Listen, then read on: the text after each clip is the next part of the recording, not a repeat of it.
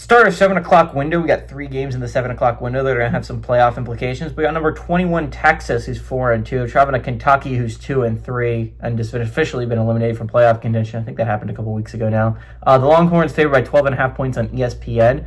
Arch Manning has gone 102 at 162, threw for 1,317 yards, 12 touchdowns, 5 interceptions. Also leads the team on the ground with 47 carries for 194 yards and 5 touchdowns. And Parker Livingston had 18 catches for 308 yards and 3 touchdowns. Cutter Boley had gone 48 of 84, threw for 627 yards, 4 touchdowns, 3 interceptions. Seth McGowan had 79 carries for 431 yards and 7 touchdowns. And Kendrick Law had 19 catches for 174 yards and a touchdown. Texas is 2-0 against Kentucky all time. They played in 1951 and 2024. They've never played at Kentucky, so an interesting stat there. Texas is 1-0 in one-possession football games against the Wildcats.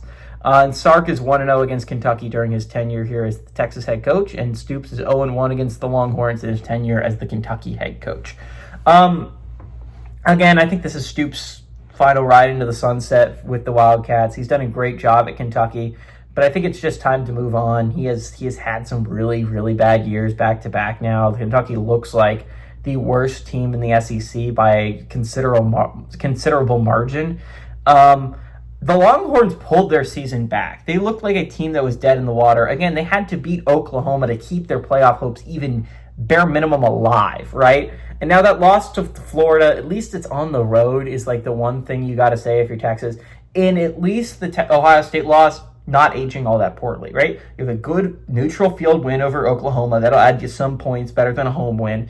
And a road loss to Ohio State looks like it's barely going to hurt you, right? The road loss to Florida might end up really kicking you in the ass, especially if Florida doesn't end up even being a bowl squad.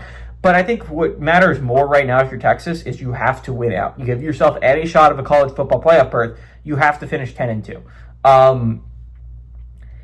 It's going to be hard, right? They still got 3 ranked games on their schedule. They still got A&M at home. They got a road trip to Georgia.